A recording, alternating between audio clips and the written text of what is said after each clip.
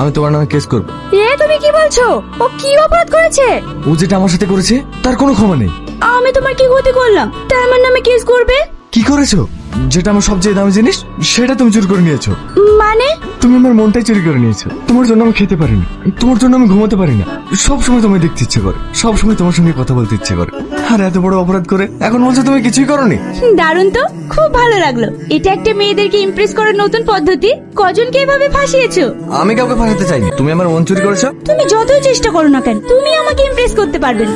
আচ্ছা ঠিক আছে, তুমি আমাকে 7 দিন সময় দাও। এই 7 দিনের ভিতরে যদি তুমি আমার ভালোবাসা জালে না ফেসেছো তখন তুমি যা বলবে আমি তাই করবো। বাবা, নিজের প্রতি এত কনফিডেন্স।